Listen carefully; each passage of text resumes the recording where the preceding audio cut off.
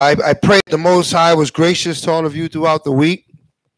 I see all you came. You know, you look whole, you look well, you look fed. So the Most High did his part. Now it's time for us to do our part, Khan. All right, he kept us safe. Everybody got all their limbs, right? 10 toes down. All right. All right. If anybody's made it through the work without getting maimed or lamed, the Most High did his part. We got to do ours. All right. So he said he would protect those that keep his word. Right. A lot of people in this earth in these last days have no protection. So we see the judgments going forth. We see the death. We see the destruction. We see, you know, the pain, the heartache, the anguish, and we realize that they're unprotected because Satan, you know, that's his job. He's going to bring that drama on this earth, Con, and he's on his job right now. There's a lot of things happening in the earth right now, right? So he's going to bring that destruction, but we got to know that if we follow the ways and the will of the Most High God, we will be under the protection of the wings of his angels, as it is written in the Holy Scripture. So we're going to look at that. We're going to go into the portion. But first, we're going to start with Colossians 3, verse 17. The book of Colossians, chapter 3, and verse 17. And whatsoever you do in word or deed, do all in the name of Hamashiach Yahushai. Give it thanks to Yahweh and the Abba by him. Right. So all things we do in word or deed, we give thanks to the Most High in the name of the Hamashiach Yahushai. Let's get the book of Job. Let's see the book of Job. Torah.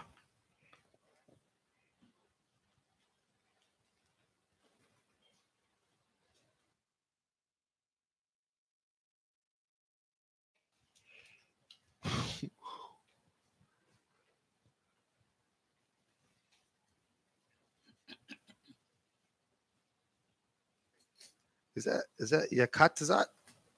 Is what you're writing? Yakatazat, you wrote?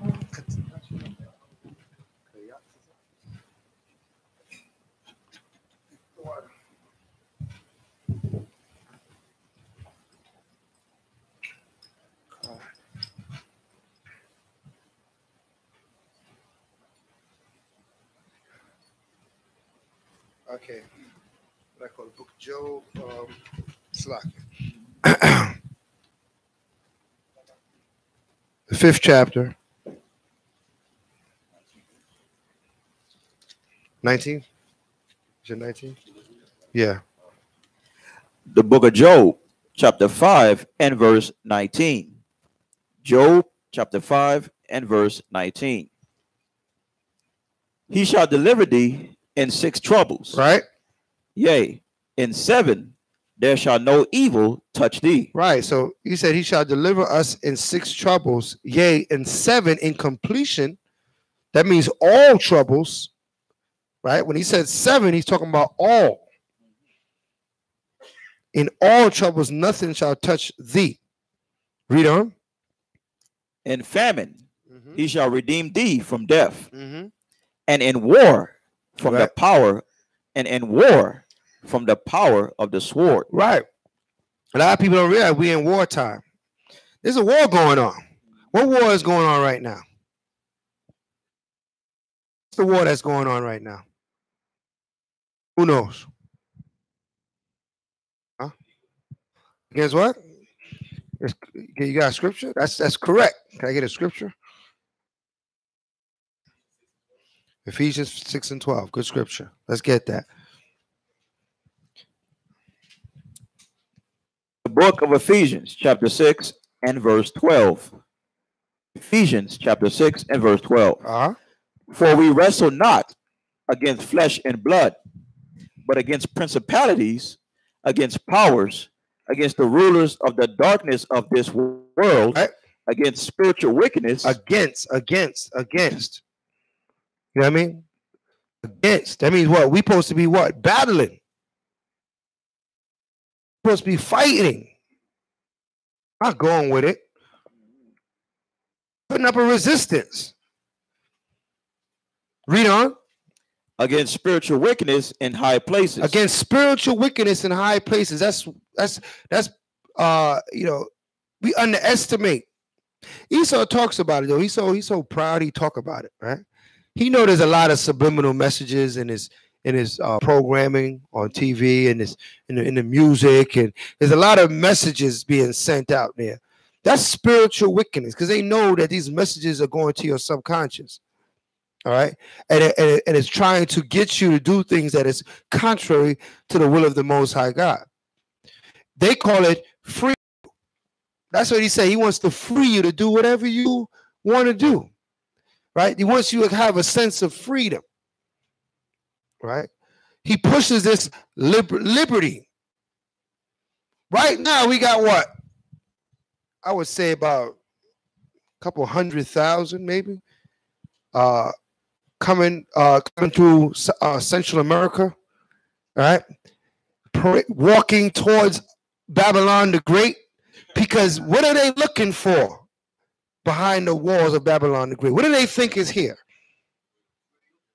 This false sense of freedom, right? They think there's safety when they cross that border, right? They think that there's, because Esau he has caused so much envy in the earth to what he pretends to have here in America, that the whole earth, they want to be a part of it, right? So they walk in and they're convicted in their spirit. If I could just get past that border. To them, salvation is here. They might reach here and find it otherwise.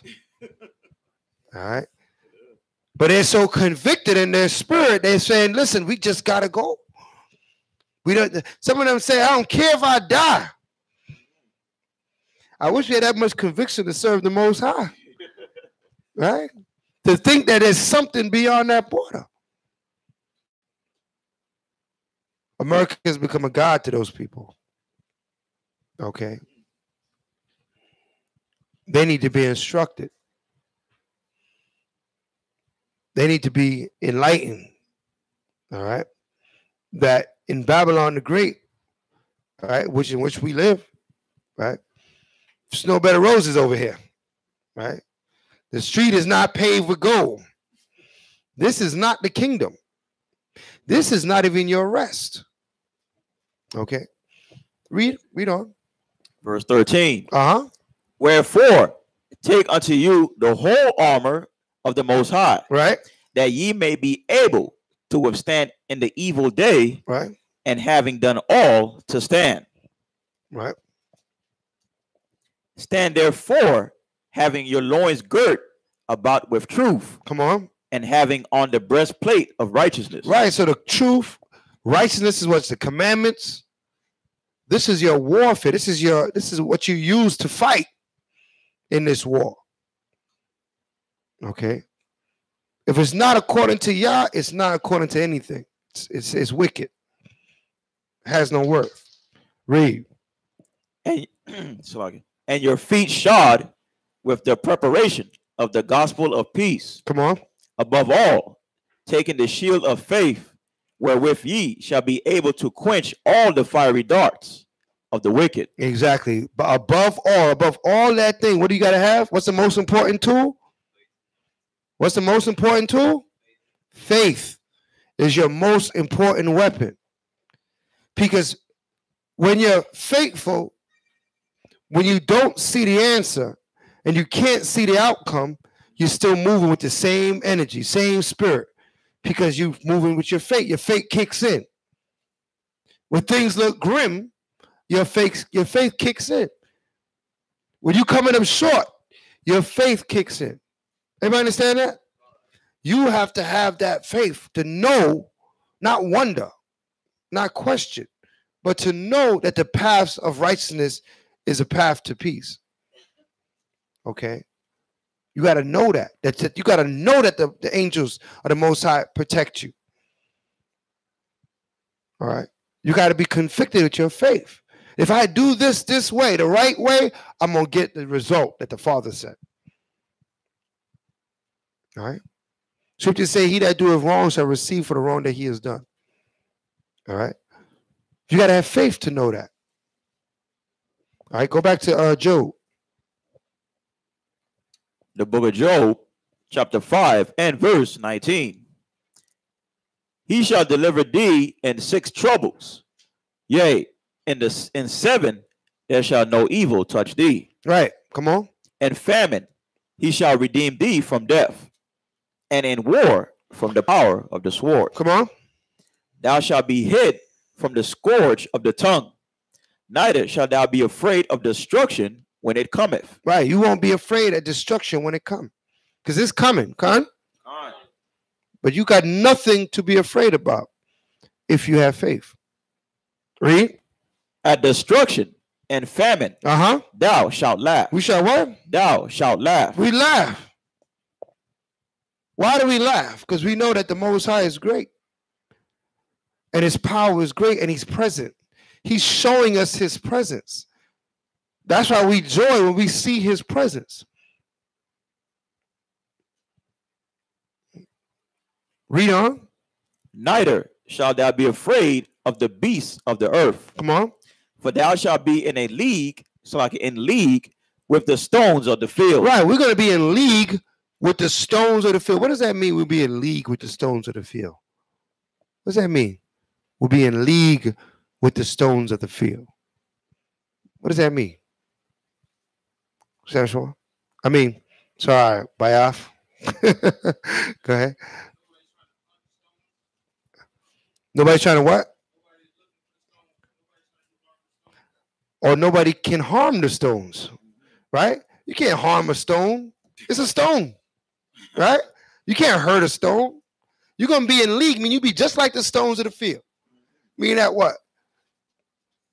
Nothing, no hurt, no pain, no problem come to you, right? The stones witness everything going down. All the murders, all the thing going on in the field, the stones are sitting right there, right? Ain't nothing happening to them because they're stone. He said, you're going to be in league with those stones. Meaning that you're going to be just like them. You like a stone. You like a rock. Somebody said, man, you know, they try to get you to do something. You ain't doing it. They be like, man, you like a rock, man. You can't be moved. Exactly. We're in league with the stones of the field. Read. And the beasts of the field shall be at peace with thee. And the beasts of the field shall be at peace. They'll walk on by, man.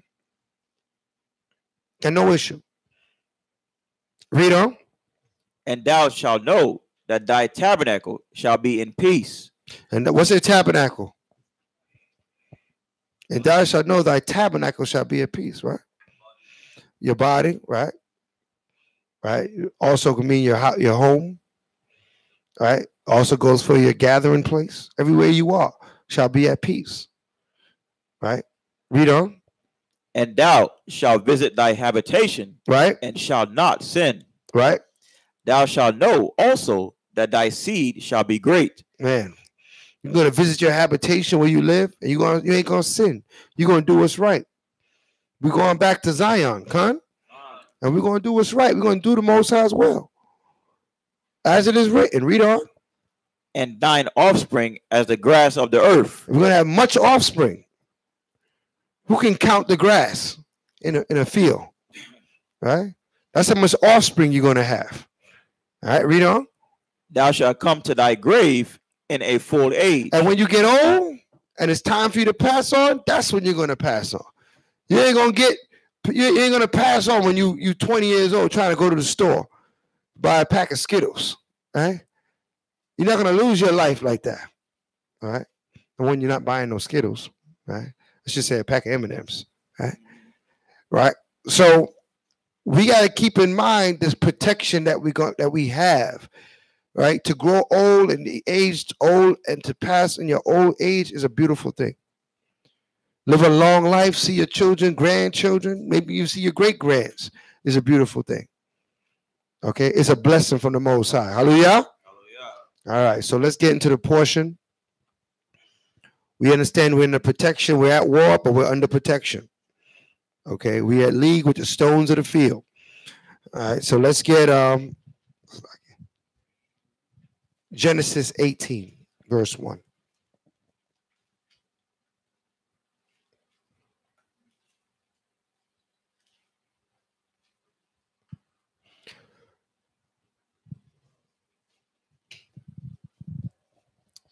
The book of Genesis, chapter 18 and verse 1. Genesis 18 and verse 1. And the Most High appeared unto him in the plains of Mamre. Right. And he sat in the tent door in the heat of the day. All right, so I need my map design. All right, we need that map you had up there last week with Mamre. So Abraham is in the plains of Mamre. And the Most High appeared unto Abraham. All right, so what happened recently? His name was changed from Abram to Abraham. Con? So the Most High, and what was his wife's name? Changed from what to what? Sarai to what? To Sarah. So they received the blessing of the Most High. And they were in the plains of you had the other one, the one that was like drawn.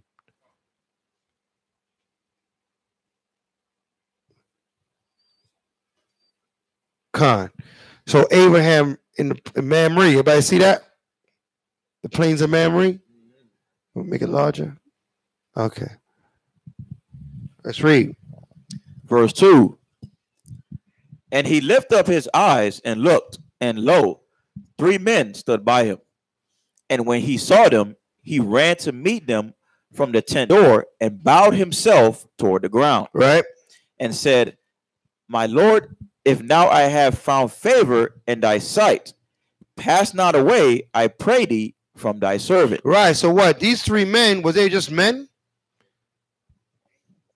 He knew they were what? Angels. That's why he bowed down to them and said, My Lord. He started to talk to the Father in front of these 3 men. So that shows you what? That the angels appear to us as what? As men. Everybody understand that? The angels can appear to us as men. They can come in the form of man. Okay? Let's prove that further. Matthews.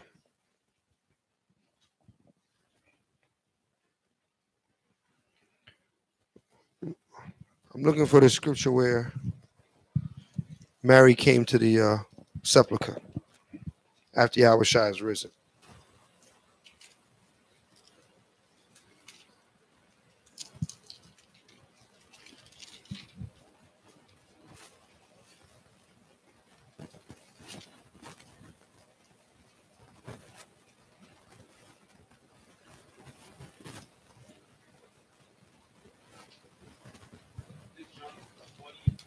Yeah, go to John. Yeah. Sorry, not Matthews, John.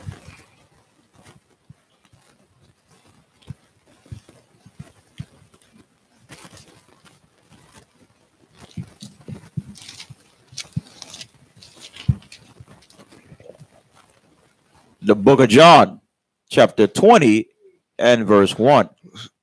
Start not 20 and 1? Okay, yeah. Start with 1. All right. The book of John, chapter 20 and verse 1. The first day of the week cometh Mary Magdalene early, when it was yet dark, unto the sepulchre, and seeth the stone taken away from the sepulchre. Right. Then she runneth and cometh to Simon Peter and to the other disciples whom Yahushua loved, and saith unto them, They have taken away the idol one out of the sepulchre, and we know not where they have laid him. Come on. Peter therefore went forth, and the other disciple, and came to the sepulchre. So they ran both together, and the other disciple did outrun Peter, and came first to the sepulchre. Mm-hmm. And he, stooping down and looking in, saw the linen clothes lying, yet went he not in. Then cometh Simon Peter following him, and went into the sepulchre, and seeth the linen clothes lie, mm-hmm. and the napkin that was about his head, not lying with the linen clothes, but wrapped together in a place by itself. Jump down to the 10th verse. Verse 10. Then the disciples went away again unto their own home, but Mary stood without at the sepulchre weeping. As she wept, she stooped down and looked into the sepulchre. Right.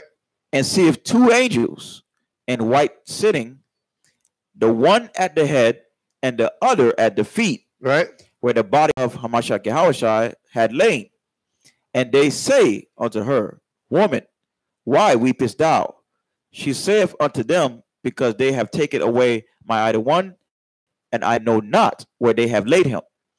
And when she had thus said, she turned herself back and saw Yahushua standing, and knew not that it was Yahushua. Right, because these all that she's seeing is men. The two, when she went in there, the two angels, two men, like she's seeing sitting where Yahushua was supposed to be laid, and asked them of him.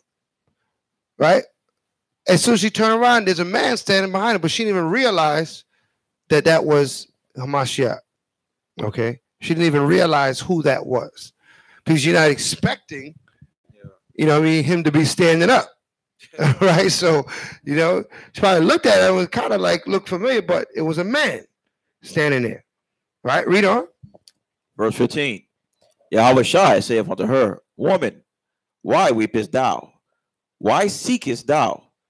She, supposing him to be the gardener, said, right, she said, oh, this is some gardener, you know, some other guy. Right, read on.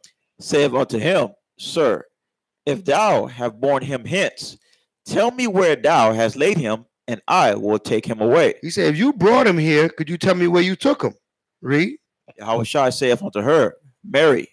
She turned herself and saith unto him, Rabboni, which is to say, Master. Right, so when he uttered her name, then she realized who he was. To show you that what? Right, they all, as she conversed with him, just like a man. Okay, a man. Did not realize that was Hamashiach Yahushua yet. So what? All these, you know, the angels came in the form of man. When Yahushua risen, he was still in the form of man. Okay, the Most High could his angels can appear to us as men. This is why the Most High said that we entertain angels unaware. Okay, we think we're just talking to some random man sometimes. You don't know. You could be conversing with an angel. Everybody understand that? You don't know who you're talking to. All right? Not saying you're going to look at all men that you don't know and say, oh, he could be an angel. Don't go too far with it. But understand, the Most High come bring you a message. It will come through, it'll come from him, from his angels, in the form of a man. Everybody understand that? All right, let's go back to Abraham.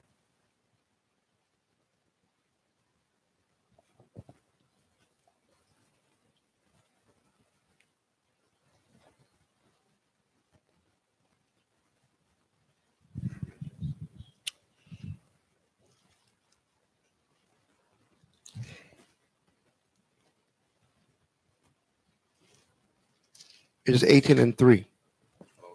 Yeah, 18:3. The book of Genesis, chapter 18, and verse 3. And said, My other one, if now I have found favor in thy sight, pass not away, I pray thee, from thy servant.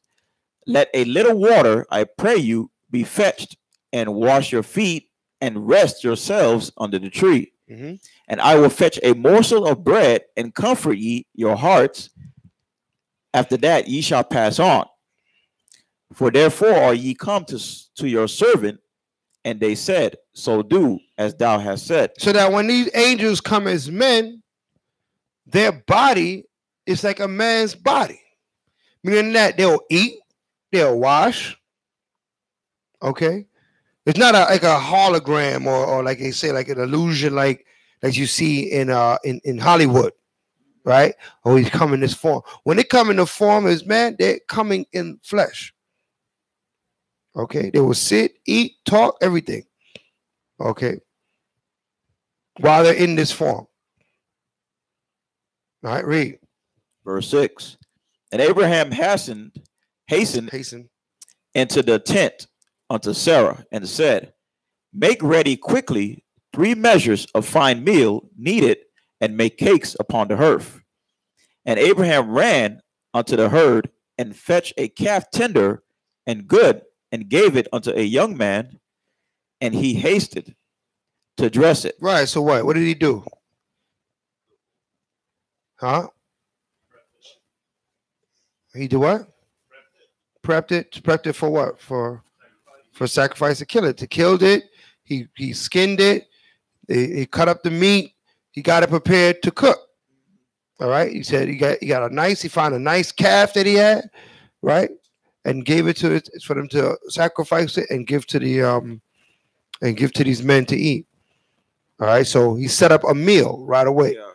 All right, the meal being set up, and he's hastening to do it. He's hurrying to do this while these angels are in his presence, because he's trying to get them to tarry with him, to stay with him, because they understand when the angels are in his presence, it's as if the Most High is in your presence. Okay, read. Verse 8. And he took butter and milk and a calf which he had dressed, and set it before them. And he stood by them under the tree, and they did eat. Mm-hmm. And they said unto him, Where is Sarah thy wife? And he said, Behold, in the tent. And he said, I will certainly return unto thee according to the time of life. And lo, Sarah thy wife shall have a son. And Sarah heard it in the tent door, which was behind him. Right. So he said, I will certainly return to, read that again, 10th verse again. And he said, I will certainly return unto thee, right, according to the time of life. Right. And lo, Sarah thy wife shall have a son. So what's the time of life? Huh? 9 months, right? All right. 9 months, really 10 months, but if I understand, 9 months, all right, is the time of life. Meaning that what? However long it takes for the baby to be born. All right, read on. And lo, Sarah thy wife shall have a son, and Sarah heard it in the tent door, which was behind him. Now Abraham and Sarah were old and well stricken in age, and it ceased to be with Sarah after the manner of women. Therefore Sarah laughed within herself, saying, After I am waxed old, shall I have pleasure, my Lord being old also? Right. So what? What is it? What is she saying? What's been going on? What's been going on between Sarah, or what hasn't been going on between Sarah and Abraham?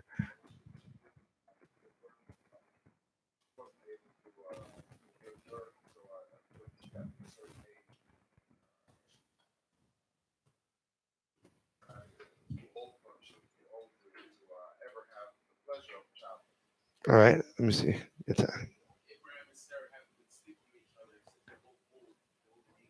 Right. They haven't been nothing much going on in the bedroom lately. All right. So she lies, I'm gonna get pregnant. Man, we don't even get down like that much anymore. Right? So she laughed about it. All right. We know where children come from, huh? Okay. All right. Huh? The stalk don't drop them off. Right? So, so she laughed about it. Yeah, we don't even be getting down like that. So I guess, he said, shall I have pleasure in my old age? Me that old. You think Abraham gonna try to, we're gonna have the pleasure that come with sleep? Is that what's about to go down between me and Abraham? All right, read on. Verse 13. And the Most High said unto Abraham, Wherefore did Sarah laugh, saying, Shall I of a surety bear a child which am old? Mm-hmm. Is anything too hard for the Most High? At the time appointed, I will return unto thee according to the time of life, and Sarah shall have a son. Right. He said, what's Sarah laughing about? Ask Abraham, what's she laughing about? Right? Well, I say something going to come to pass. The Most High says something going to come to pass. All right? Sarah was sitting back there like, yeah, right. Abraham he ain't trying to go there. Right? But evidently, after the angel left, Abraham went there. Right? And he went there, right? Read. Verse 15. Then Sarah denied, saying, I laughed not, for she was afraid. And he said, Nay, but thou didst laugh. Right. He said, Nay, you did laugh. Okay. She was afraid when the angel checked her about her laughing, but he said, don't try it. You did laugh, Sarah. All right. But you'll see. All right. Read on. Verse 16. And the men rose up from thence and looked towards Sodom, and Abraham went with them to bring them on the way. Right. So what? Now the men were leaving from Abraham. They had to drop that message on Abraham that, she's gonna get pregnant, and you're gonna have a son. Right? She's gonna get pregnant real soon, and I'll be back right after that baby is born to give them more instruction on that child. Okay. And then they had other business to take care of. They looked towards Sodom and started to say, we need to go that way now. All right, read on. Verse 17. And the Most High said, shall I hide from Abraham that thing which I do? Seeing that Abraham shall surely become a great and mighty nation. Right. And all the nations of the earth shall be blessed in him. Right. So he's thinking, should I tell Abraham what I'm about to go do? That I'm about to go destroy Sodom and Gomorrah? Right. So this is the angel speaking and thinking with the spirit of the Most High. Read on. 19. For I know him that he will command his children and his household after him, and they shall keep the way of the Most High to do justice and judgment, that the Most High may bring upon Abraham that which he have spoken of him. Right. So part of Abraham's righteousness was that what? He did what with his household? He commanded his household to be righteous as well. Okay. So as heads of households, it's not just you, but you need to command your house to keep the commandment as well. Everybody understand that? Because that was part of Abraham's righteousness. All right. That's what the Most High saw in Abraham. He didn't just see his works, but he said, and this man, I know Abraham. He said, I know Abraham. Abraham ain't going for it. His house going to be righteous. So I could trust Abraham that he's going to continue and his household is going to continue in the law, statute, commandments of the Most High God. All right. So we can take that lesson from Abraham, Kun, and you order your homes aright. That those that dwell in your walls, they keep the commandments of the Most High God. All right, read on. Verse 20. And the Most High said, because the cry of Sodom and Gomorrah is great, right, and because their sin is very grievous, I will go down now and see whether they have done altogether according to the cry of it, which is come unto me. And if not, I will know. Right. So what he said? He heard all the what? What's the cry that they hear coming from Sodom and Gomorrah? What's the cry that's being heard? The transgression. In what way? The what? The cry of sin? That's not the cry. What's the cry? What? Nope. They ain't praying. For sure, ain't praying. Not pleasure. What does sin bring forth? What does sin bring forth? Death. So they see all the death. Because with all this sin, where much sin is, there's much death. The cry keep coming. What is going on over there that these people are dying? Because they're laden with sin. All the wickedness that they're doing is bringing forth this cry. So he went to go there and see, are they all just wicked over there? Right? Is what's going on in Sodom. So the angels is going to check it out. All right, read on. Verse 22. And the men turned their faces from thence and went toward Sodom. But Abraham stood yet before the Most High. And Abraham drew near and said, wilt thou also destroy the righteous with the wicked? Right.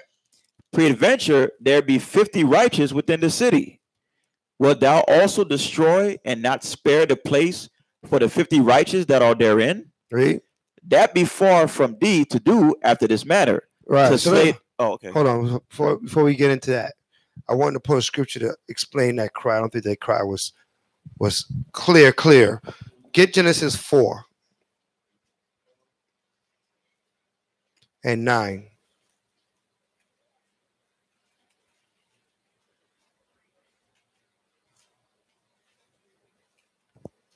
The book of Genesis, chapter 4 and verse 9. And the Most High said unto Cain, right, where is Abel thy brother? Read. And he said, I know not. Am I my brother's keeper? Come on. And he said, What hast thou done? What hast thou done? Read on. The voice of thy brother's blood. The voice of thy brother's blood. Read on. Crieth. Does what? Crieth. Read on. Unto me. Right. From the ground. Right. So when one is killed unjustly, their blood crieth from the ground. Hey, listen, man, somebody just killed me. Right? Or to the Most High. He hears that cry. Everybody understand that? So when our people are getting laid down and killed unjustly in this society, that cry goes up to the Most High God. Okay? He receives that cry of their blood. So what? He said, I heard the cry from Sodom and Gomorrah. So they want to go there to see what's going on out there. So then, so Abraham, knowing that Sodom is off, right, started to question the angel, said, well, what if you find, this amount righteous? Right? He started to, because he knew that there's a lot of wickedness going on in Sodom and Gomorrah, but what? He also knew his family was out there too. Right? Which is Lot and his household. What's the relationship between Lot and Abraham? Uncle and nephew. So he said he knows his nephew is out there with his family. And he know that Lot keep the commandments. So that's why he started to question the angel in this manner. Right? Let's go back. The book of Genesis, chapter 18, and verse 24. Peradventure, there be 50 righteous within the city. Wilt thou also destroy and not spare the place for the 50 righteous that are therein? Right. That be far from thee to do after this manner, to slay the righteous with the wicked, and that the righteous should be as the wicked, that be far from thee? Shall not the judge of all the earth do right? Right. So he said, don't do this. Let that be far from you, man. Don't allow the righteous to get killed with the wicked. That's what he was trying to advise them. Please do not allow the righteous to get killed with the wicked. Because all the time, Abraham is thinking about what? Lot. Because he was just over there, right? Remember, Abraham went to Sodom and Gomorrah to do what? To rescue Lot. Right? Beat up on them kings over there, beat up on them, got Lot out of that situation. Right? Set things in order and then left. Went back to the plains of Mamre. So he knows Lot is over there. He knows his family is there. All right? Read. Verse 26. And the Most High said, if I find in Sodom 50 righteous within the city, right, then I will spare all the place for their sakes. Right, come on. And Abraham answered and said, behold, now I have taken upon me to speak unto the Most High, which am but dust and ashes. Right, so Abraham said, okay, if there's 50, but he started thinking, man, is there 50? Right? Because he was just there. So he's like, damn, that 50, that might be a big number. Let me see if I can deal with this angel a little bit more. Because he agreed too quickly. All right, read on. Verse 28. Peradventure there shall lack 5 of the 50 righteous. Yeah. Wilt thou destroy all the city for lack of 5? And he said, if I find there 40 and 5, I will not destroy it. So the angel said, I know how to do math, right? So if there's 5 less than 50, it means 45. Okay, well, if there's 45, I'm not going to destroy it. All right, read on. Verse 29. And he spake unto him yet again, and said, peradventure, there shall be 40 found there. And he said, I will not do it for 40's sake. Read. And he said unto him, oh, let not the Most High be angry, and I will speak.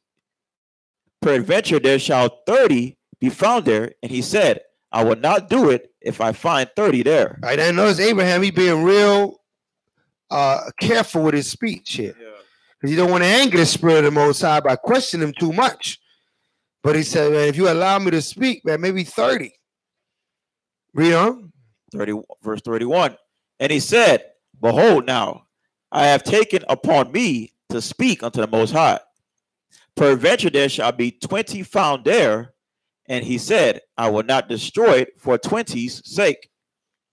And he said, oh, let not the Most High be angry, and I will speak yet but this once. Peradventure 10 shall be found there. And he said, I will not destroy it for 10's sake. Right. And the Most High went his way as soon as he had left communing with Abraham, and Abraham returned unto his place. Right. So the last deal was, if he could find 10 righteous in the city, he will not destroy the city. All right.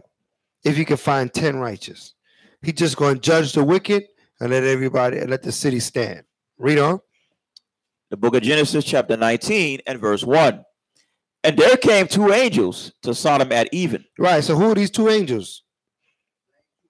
The same 2 men that left from Abraham. Read on. And Lot sat in the gate of Sodom. And Lot, seeing them, rose up to meet them, and he bowed himself with his face toward the ground. Right. So that we understand, these angels that came in the form of what? Men. But they understood, because they was in the spirit of the Most High, that these were not regular men. That's something that they were able to perceive. Just like Abraham perceived it, Lot perceived it also. Why? Because Abraham and Lot kept the commandments of the Most High God. All right, read on. Verse 2. And he said, Behold now, my lords, turn in, I pray you, into your servant's house, and tarry all night, and wash your feet, and ye shall rise up early, and go on your ways. And they said, Nay, but we will abide in the street all night. Right. And he pressed upon them greatly, and they turned in unto him and entered into his house. Right. What does that mean? He pressed upon them greatly. He was insistent. He's, no, you don't want to be in the street all night. Not out here. All right. He said, oh, no. He kind of let them know that's not a good idea. This is not the type of area you want to be in the street all night.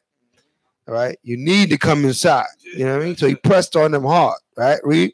And he made them a feast and did bake unleavened bread, and they did eat. Come on. But before they lay down, the men of the city, even the men of Sodom, compassed the house round, both old and young, all the people from every quarter. Right. All of them heard that these new people came into town, and they came and surrounded the house. Old men, young men, all the men of the city came and surrounded the house of Abraham. Read. And they called unto Lot and said unto him. Of Lot. So I say Abraham, of Lot. Read. Where are the men which came in to thee this night? Right. Bring them out unto us, that we may know them. That we may what? That we may know them. That we may know them. So now if they were just trying to get to know them, then what would be the problem here? So they knew that mean knowing them meant something else. Right? They didn't want to have a conversation with them. Right? Read on. Verse 6. And Lot went out at the door unto them, and shut the door after him. So Lot came outside, closed the door behind him to go deal with these people outside. Right? Read on. And said, I pray you, brethren, do not so wickedly. Do not what? Do not so wickedly. So what is it? What do we get? Know is what wickedness can come out of knowing someone? What does that word know mean in that statement? Right? What does the word know mean? How do we know the word know means to sleep with someone? To have sexual intercourse? I need scripture. No, hold on, you tell me. I know you got it. I need some think. I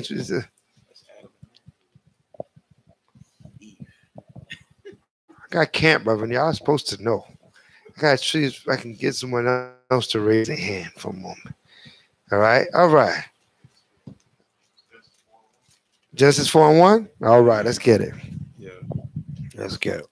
The book of Genesis, chapter 4 and verse 1. Right. And Adam knew Eve, right, his wife. And she conceived. You see that? He knew her and she conceived. So what it means to know the woman? What does that mean? To what? Sleep with her. Okay? To have sexual intercourse with her. So they wanted to know these men. And Abraham said, don't do this matter of wickedness. So the kind of knowing that they wanted to know him was they wanted to commit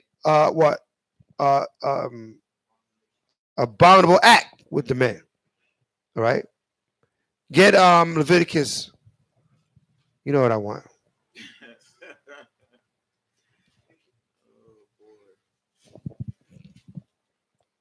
20 and 13. The book of Leviticus, chapter 20 and verse 13. Right? If a man also lie with mankind. If a man know a man, and he lieth with a woman. Now read it again. If a man also lie with mankind, as he lieth with a woman. As he lieth with a woman. Adam knew Eve and she conceived. If a man want to know a man, right? As he was a woman. Read on. Both of the men have committed an abomination. The one wanting to know and the one got known, right? They committed an abomination. Everybody understand this? Read on. They shall surely be put to death. The punishment for them is death. Okay? The punishment for them is death. Homosexuality in the sight of the Father is a punishment, is a death sentence. Everybody understand this? Okay? It's not tolerated by the Most High God. So some people might say, well, why are there so much homosexuals there? Get Romans. You got to have scripture for the answer. Right? Get Romans. Start with 1 and 22. The book of Romans, chapter 1 and verse 22. Professing themselves to be wise. Right? They became fools. They became what? Fools. What's a fool? What's a fool? Someone that what? Scripture. That's right. You can write it down. Psalms 14 and 1. Let's read on here. We're not going to get it. Someone that doesn't believe in God. They don't think God is God should govern them. Right? They believe in the universe. Or they believe in, or they atheists. Yeah. Or they believe in the Big Bang Theory. Or they say they believe in science. They're Scientologists. You can sum all that things up to just a fool. Right? All right. Whatever complicated word they want to give it, you just a fool. All right. Read on. Romans 1 and 23. And change the glory of the uncorruptible power. Of the what? Unto the uncorruptible power. Change the glory of the uncorruptible power. Read on. Into an image made like to corruptible man. Like the corrupted men. Right? Change the glory of the uncorruptible power because we're his glory. When a man is rolling in the spirit of the Most High, you're the glory of the Most High. But he want to change that into something that man made up. Some sort of weird science project, you know, right? That we have walking around the earth today. All right. What they call them, transgender. All right. That's a weird science. All right. Read on. And to birds and four-footed beasts and creeping things. Come on. Wherefore the Most High also gave them up to uncleanness. Gave them up to what? Uncleanness. Read. Through the lust of their own hearts. Come on. To dishonor their own bodies. See, that's why you got them some running around now. Because the Most High gave them up to uncleanliness through the lust of their own heart. That's why you have so much homosexuals running around now. Because the Most High let them go ahead with the lust of their own heart. Okay? Because they didn't want to profess the true and living God. All right? Oh, you don't want to serve me? Okay, serve yourself. See where you end up. Read on. To dishonor their own bodies between themselves. And it caused them to dishonor their own body between themselves. Read on. Who changed the truth of the Most High into a lie. Come on. And worship and serve the creature more than the Creator. Read on. Who is blessed forever. Amen. Come on.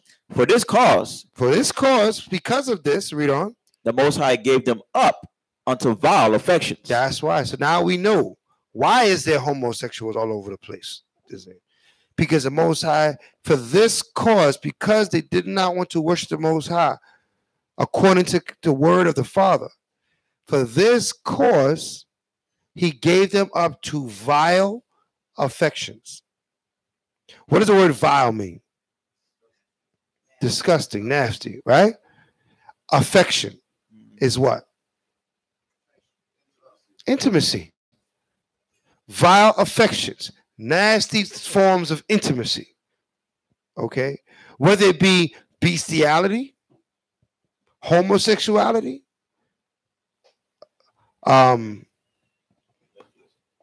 pornography, all these matters of pedophilia, right? All these are different forms of vile affection. Okay? All different forms of vile affection that the Most High gave man up to. All right, go ahead. I'll get it. Khan. We're going to get that. All right. Read on. For even their women. Even their what? For even their women. Not just the men. In Sodom, it was the men that pressed upon the house. Mm-hmm. Right or wrong? Khan? Khan. It was the men in Sodom. They say nothing about the women. But now today, we read in the Romans, not just the men. Read on. For even their women. Even our women, read on. Did change the natural use. Did change their natural use. Read on. Into that which is against nature. What is the natural use of a woman? What's the natural use of a woman? Genesis 2:18 says that a woman's supposed, our natural use is to be with what? You could tell me what it means. Let's read it. Genesis 2:18. Huh? A help me to what? To who? To man. The natural use of a woman is to be with a man. Everybody understand that? That's the answer. Right? The natural use of a woman is to be with the man. Babies now is up to the Most High, because a woman could be with a man and never have children. Right? How old was Sarah? She was 90 at that point, I think. She laughed. She talking about having babies. I didn't know. I'm 90 years old. I had no baby yet. All right? And she figures she just ain't going to have no babies. Right? So the Most High brings forth the baby from the womb. Everybody understand that? That doesn't change the natural, because if you say the natural use of a woman is to have babies, right? What about a woman that can't have babies? She have no natural use? No. The woman's natural use is to join herself to a man. Everybody understand that? That is their natural use. What comes out of that is up to the Most High. Okay? That's everything else that's beyond your control. Okay? There's many reasons, different reasons why a woman's womb may not bring forth a child. Right? It could be some sort of physical ailment or whatever the case may be. Could be age. It could be all these things. That's why Sarah was laughing, because she was beyond the age to be bringing forth children. Okay? But that didn't mean she was out of her natural use. She still was Abraham's wife, cunt. She was joined to Abraham. All right? Read. Go to Corinthians. What was that? 15:8? What think it was? 1 Corinthians. But what do you call it? 15:8? Where do you go? I think that's it. 1 Corinthians 15:8.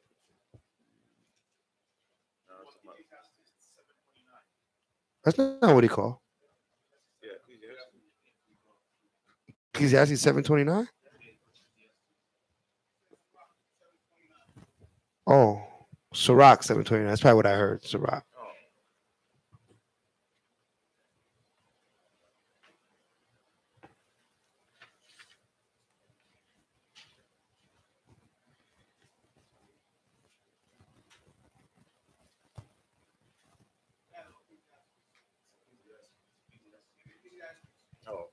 Where is he?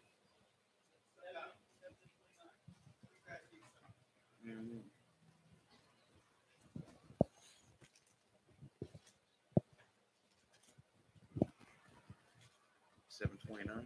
Come. The book of Ecclesiastes, chapter 7 and verse 29.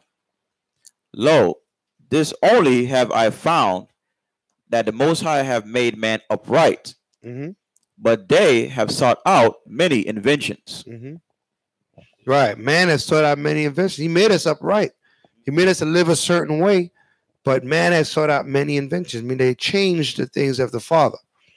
All right. They changed the things of the Father. The course that the Father set before us. Okay. Let's go back. So not only our men, but our women have changed their natural use as well to that which is against nature. The natural use of a woman is to join herself to her husband. Okay. Let's go back to Genesis 19.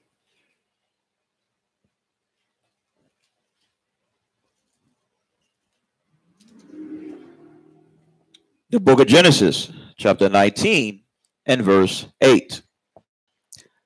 Behold now, I have two daughters, which have not known man. Which have not what? Known man. What do you mean? What is it about these two daughters? They're what? Virgins. Read on. Let me, I pray you, bring them out unto you, and do ye to them as is good in your eyes. Right. Only unto these men do nothing, for therefore came they under the shadow of my roof. Come on. And they said, stand back. And they said again, this one fellow came in to sojourn, and he would needs be a judge. Now will we deal worse with thee than with them. Right. So what? They said, who is this cat Lot? He just came here, and now he's a judge telling us what to do. He said, we're going to deal with you worse than them. They said, they start threatening Lot now. Talking about Lot trying to make a deal, talking about take my daughters. Man, I don't want your daughters. They want them two men. All right, read on.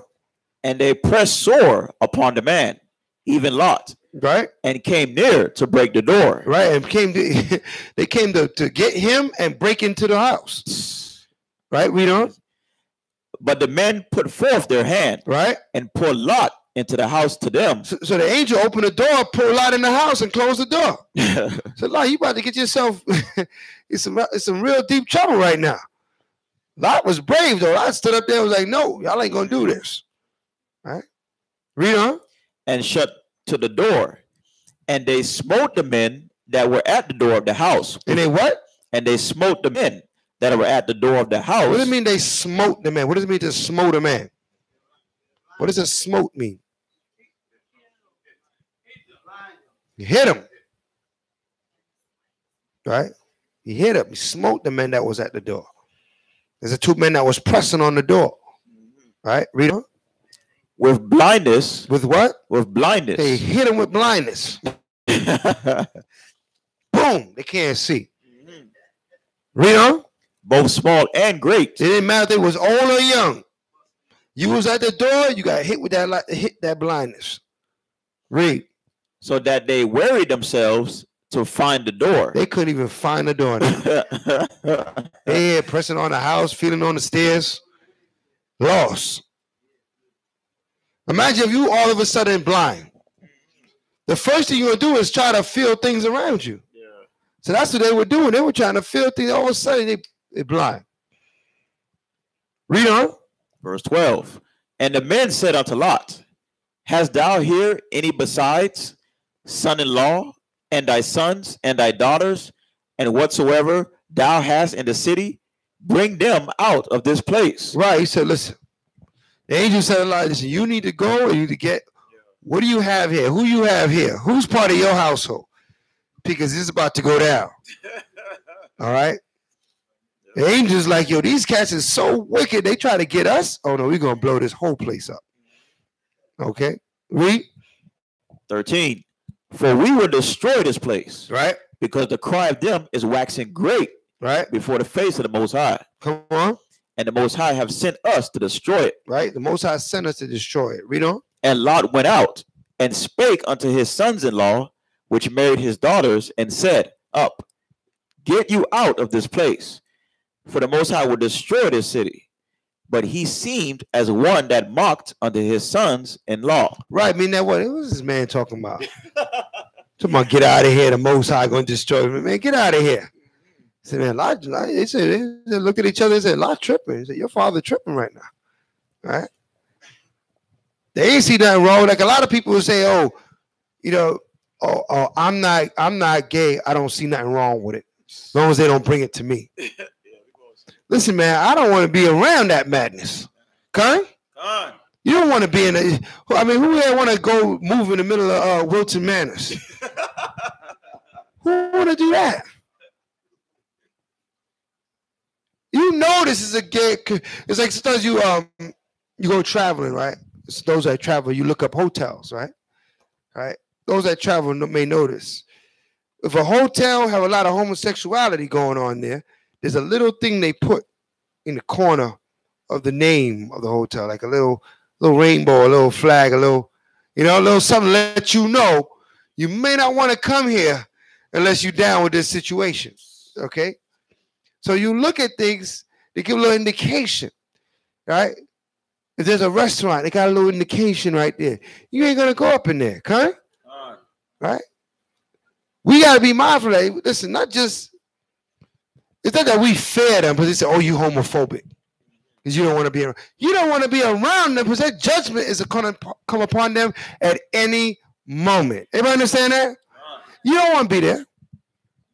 You never know when the Most High going to decide, you know what, I'm going to destroy these damn, these wicked ones over here.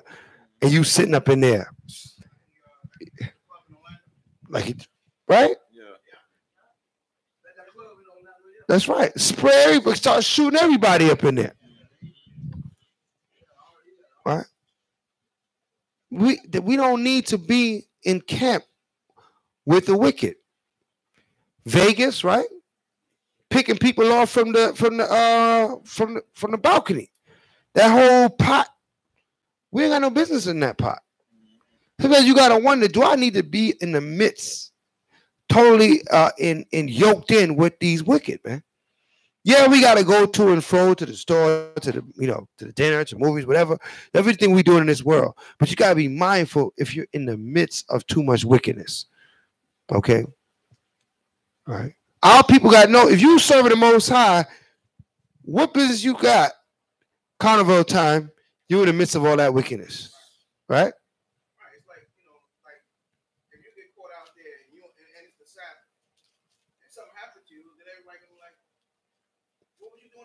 What were you doing over there? So we understand not to watch our environment.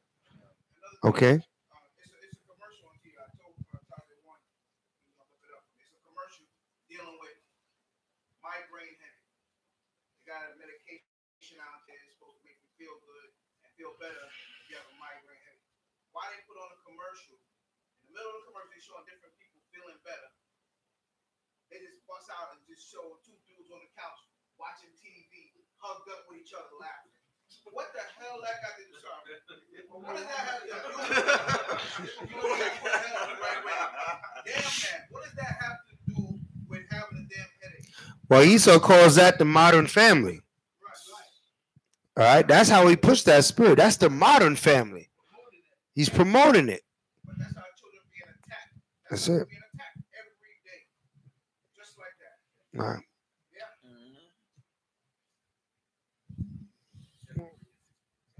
2 Corinthians 6 and 14.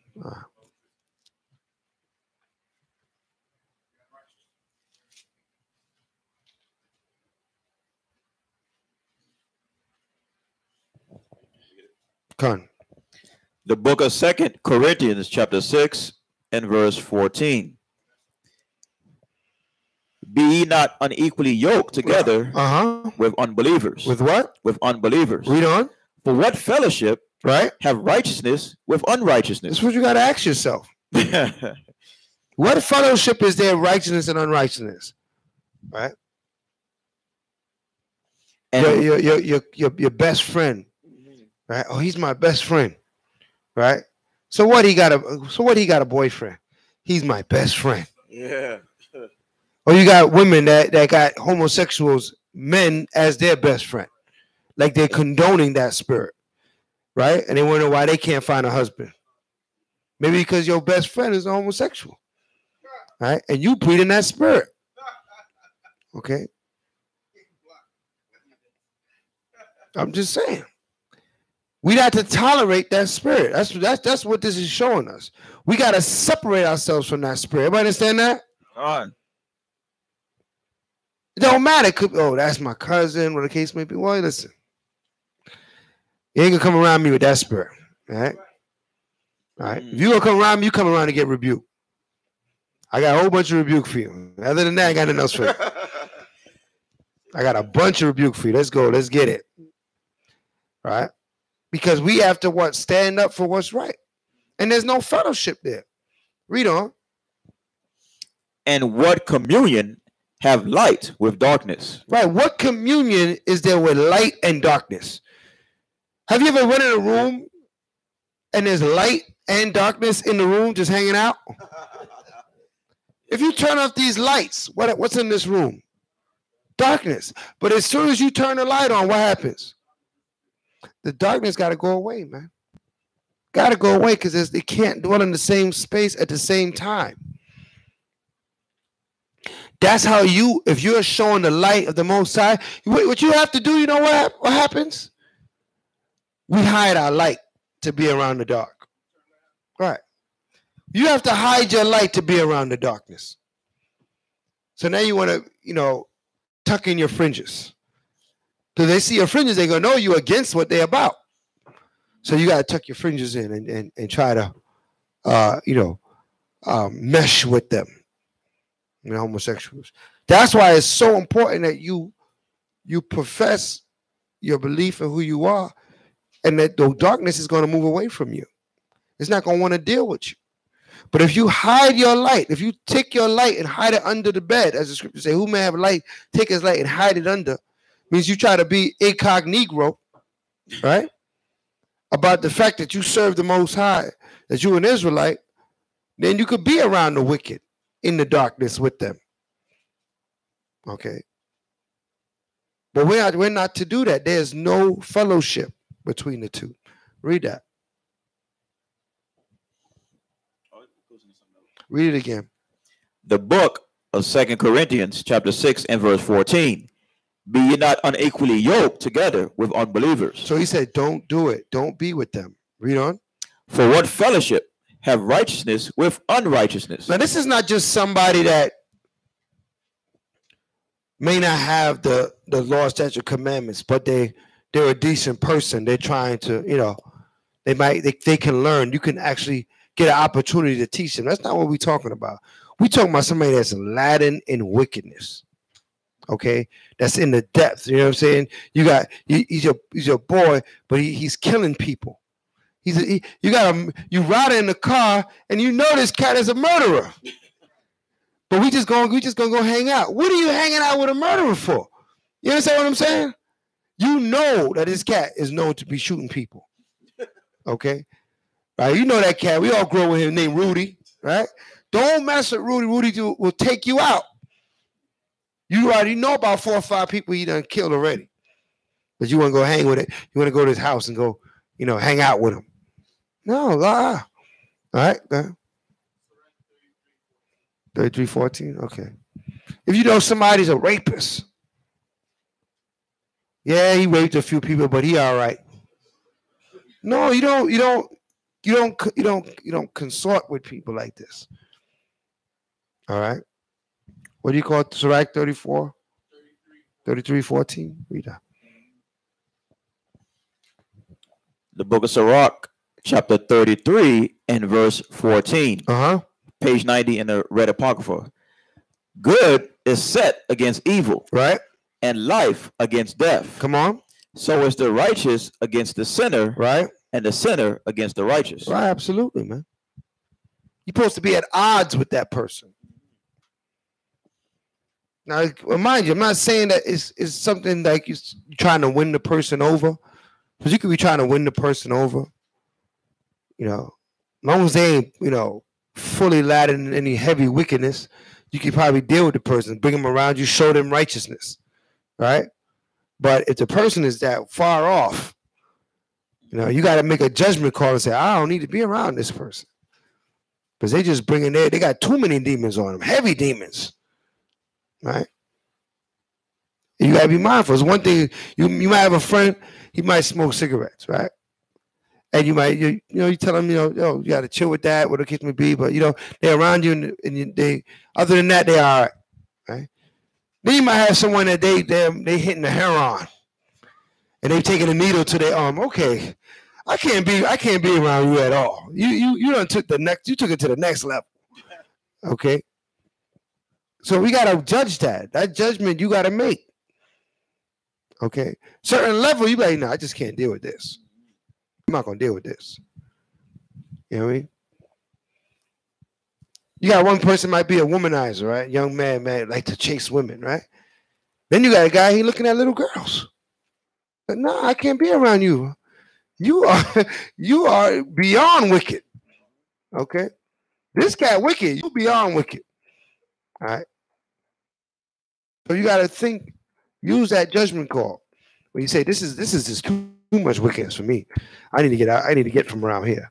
All right. Let's go back to Genesis. Sodom and Gomorrah was too much wickedness. Mm-hmm. Right? Lot need to get up out of there. Okay? That city don't need to be saved. Right? There's no saving that. It's too much going on. Right? Just like America. Come on. You can't fix this. It's like a house you keep trying to rebuild, a car, you just keep trying to fix it. After a while you say, I can't fix this thing no more. There's too much things wrong with this thing. I just need to destroy it and get rid of it. You know what I mean? You gotta start over sometime. You keep trying to fix. There's too much wrong with it. All right? They condemn that home. They say, listen, you can't fix it. You just gotta knock it down and start over. Okay. Some of our people is to that point, man. Right? The only cleansing they're gonna get is death. Because they're too deep. Okay. And that the Most High will take care of that judgment. We're looking for those that what? We just need to bring them. That they can hear the word. They can hear. They can, they're in the midst of sin, but you know what? Their heart is right. They got a good heart in them. They can hear this word. I'm going to keep working on that person. All right. So I don't want you to give up on people that you just could keep working on. All right. But then there's people that they're so far to the left that you wonder, what are you going to do with this person? Okay. Let's read. The book of Genesis, chapter 19 and verse 15. And when the morning arose, then the angels hastened Lot, saying, Arise, take thy wife and thy 2 daughters, which are here, lest thou be consumed in the iniquity of the city. Read. And while he lingered, the men laid hold upon his hand, and upon the hand of his wife, and upon the hand of his 2 daughters. And the Most High being merciful unto him. And they brought him forth and set him without the city. And it came to pass, when they had brought them forth abroad, that he said, Escape for thy life. Look not behind thee, neither stay thou in all the plain. Escape to the mountain, lest thou be consumed. Right. So he said, listen, they brought him to the edge and said, run. Escape for thy life. Go that way. Don't even look back. Because what's about to happen here, you don't want no part of this. All right, read on. And Lot said unto them, Oh, not so, my either one. Behold, now thy servant have found grace in thy sight, and thou hast magnified thy mercy, which thou hast shewed unto me in saving my life. And I cannot escape to the mountain, lest some evil take me and I die. All right. Behold now, this city is near to flee unto, and it is a little one. Oh, let me escape thither. Is it not a little one? And my soul shall live. And he said unto him, See, I have accepted thee concerning this thing also, that I will not overthrow this city for the which thou hast spoken. Right. So there was a little city that wasn't too far away. He said, let me run there instead of running to the mountain, because the mountains is what? Is undeveloped. So there's wild beasts out there. There's all kind of things going on in the mountains. Yeah. So he feared to go into the mountains. He had to go up against mountain lions and all kind of stuff out there. He said, I don't want to go up there. But I know of a city that I can flee to that's not like these cities. Let me run there. Just don't destroy that city also. And the angel accepted it. Read. Verse 22. Hasty, escape thither, for I cannot do anything till thou be come thither. Therefore, the name of the city was called Zoar. The sun was risen upon the earth when Lot entered into Zoar. Right. Then the Most High rained upon Sodom and upon Gomorrah brimstone and fire from the Most High out of heaven. Right. And he overthrew those cities and all the plain and all the inhabitants of the cities and that which grew upon the ground. Right. He destroyed everything, all the inhabitants, even the plants, even that grew out of the ground. He destroyed everything in Sodom. All right. So as you see where Sodom is, that whole land is destroyed. Okay. You see where Zoar is? Everybody see it, Kahan? South. He ran down from Sodom and went down passed through Gomorrah and went down to Zoar. But Gomorrah and Sodom eradicated. Okay. Brimstone, fire. Right? Destroyed it. Read on. Verse 26. But his wife looked back from behind him. And this map, you see, this map is telling us that they have found brimstone deposits in these areas, right? To this day. Okay? Because that land is not, it doesn't grow. It doesn't grow any vegetation. Right. And you can see in that map, you see where the green area is? It's outside of those cities. Okay? Because that place can't grow nothing. Right? Because it was destroyed. Brimstone and fire from the heavens, man. How the Most High where did he bring that brimstone and fire from? We don't know. Okay. We can speculate. Some people speculate on a meteorite, right? Some people speculate radiation came from where? Got to come from somewhere. Yeah. So, you know, the Most High uses the elements. So he did use something. We don't know exactly what he used, but whatever, we don't want no part of that. Because to this day, vegetation cannot grow where Sodom and Gomorrah is. Okay. Let's read. Verse 26. And his wife looked back from behind him, and she became a pillar of salt.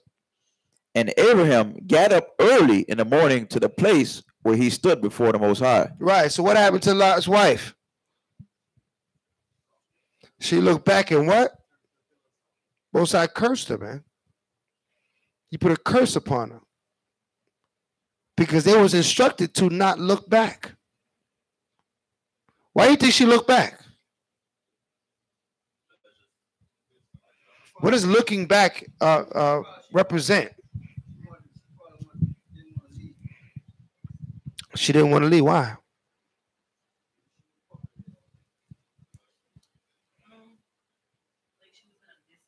She was going to miss it.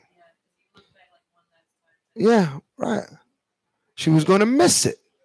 She found value in Sodom and Gomorrah.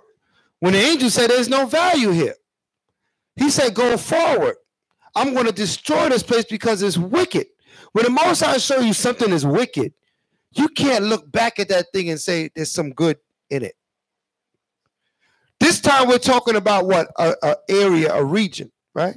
But what about if it's something that you used to do, right? And the Most High show you that that thing is wicked. You can't go back to that thing anymore. If you go back to that thing again, then what? It's going to be worse off for you than before you learned. Because in the time of our ignorance, the Most High, what? He winked at that. I'll give you an example. Maybe you used to like to get high. And the Most High explain and show you that getting high is wicked according to the Father. You can't go back to getting high no more. You gotta forsake that. If you turn back to it, that next high might be your last. All right. Because why? The Most High showed you that that's wicked. He showed Lot and his wife and his daughters that what was happening in this land is so wicked that the Most High must destroy it. You have to go towards righteousness and don't look back. The understanding that we get from this, the wisdom that we get from this story. Let's get Peter's.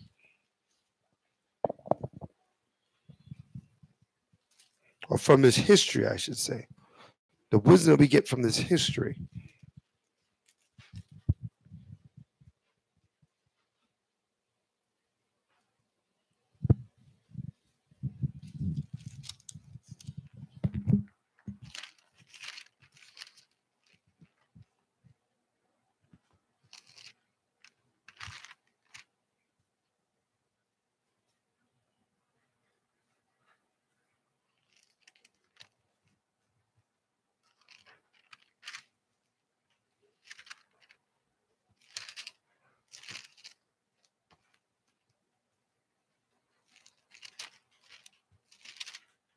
All right, Peter's 2:20.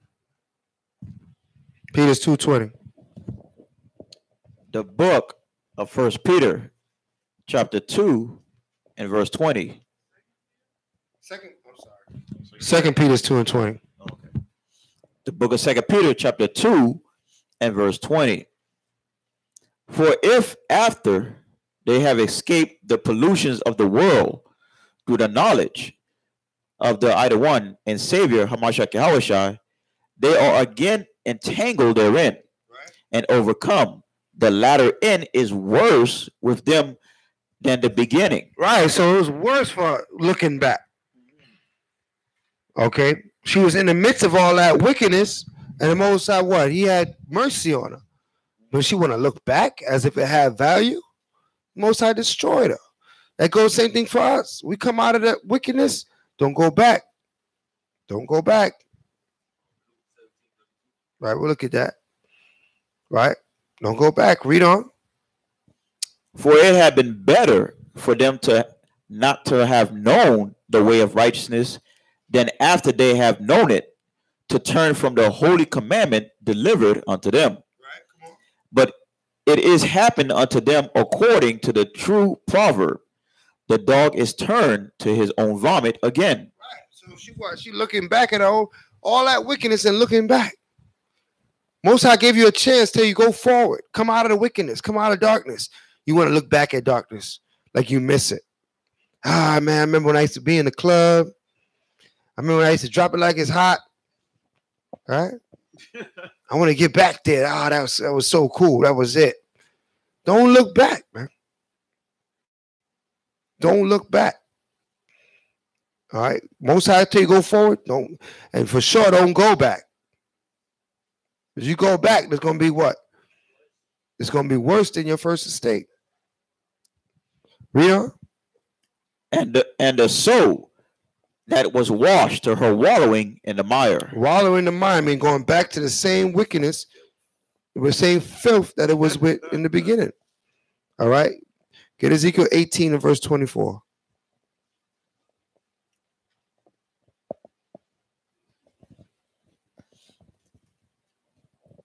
The book of Ezekiel, chapter 18 and verse 24. Right. But when the righteous turneth away from his righteousness, right, and committeth iniquity, and do what? And committeth iniquity, you go back to sin. Read on. And doeth according to all the abominations that the wicked man doeth. Come on. Shall he live? Shall he live? Did she live? No, she was turned to a pillar of salt. She was done. Shall you live? Read. All his righteousness, right, that he have done shall not be mentioned. Right. And his trespass that he have trespassed. Right. And his trespass that he should trespass. Mean that what? When you go back into wickedness, you done undid all this righteousness. The Father put you on the path of righteousness. You doing well, you go back to wickedness. All that work you did ain't gonna be mentioned. Because that's your last estate. All right. Maybe like you wasted all your time. So it makes it very important that we realize that we got to keep on this path. You understand that? You can't take time off from serving the Most High. Right? You can't say, I'm going to take a couple years off. Then the Most High, you will never get back on. Right? The priest called it sabbaticals. You can't take sabbaticals in this truth. Right? You have to keep going.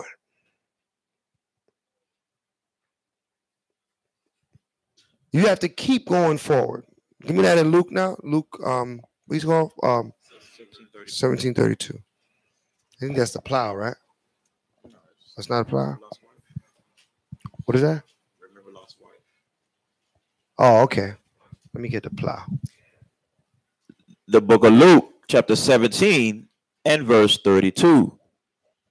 Luke 17 and verse 32. Remember Lot's wife?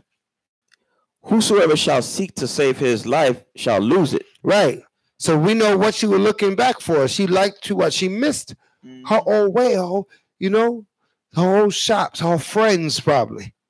She probably had some of them friends, them friends, them ATM friends, right? Some men that's attracted to men friends, right? Because a lot of women think it's cool to have homosexual friends. I don't know why. I don't know where they get this idea from. Okay, right? And whosoever shall lose his life, right, shall preserve it. Shall what? Shall preserve it. But what? Lot was preserved his life by what? By not looking back. Right? By not looking back. Okay. So we know through scripture we can't look back. We have to ever go forward. All right.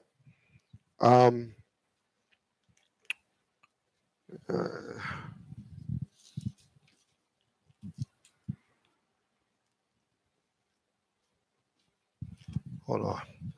What's that one looking hands to the plow? Put his hands to the plow looking back. That's the meaning of that.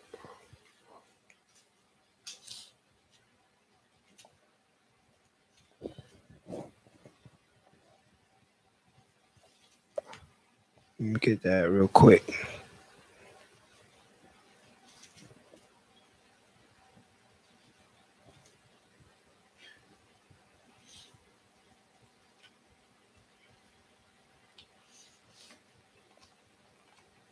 Yeah, Luke 9:62.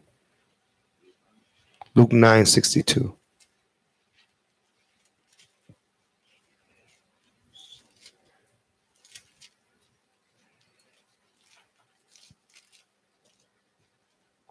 The book of Luke, chapter 9 and verse 62. Luke chapter 9 and verse 62. And Yahushua said unto him, no man having put his hand to the plow and looking back is fit for the kingdom of God. Right. So you can't be looking back, man. You're not fit for the kingdom of the Most High. You can't be thinking, I want to go back. I'm in the truth now, but I miss going to church. Right? I miss the pastor. Right? Maybe sometimes I go back. I like the way they used to do it. I remember how comfortable the chairs were. Right? No person the Most High bring to this truth looking back is fit for the kingdom of the Most High. Everybody understand that? Yeah, I miss hanging out on Friday. I miss going to the mall on Saturday morning. Right? What's that? You miss the chalice, right?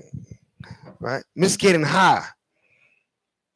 Okay? You can't have that spirit and move forward with the Most High God. You got to let those things go. Forsake those things and move forward. Con? All right.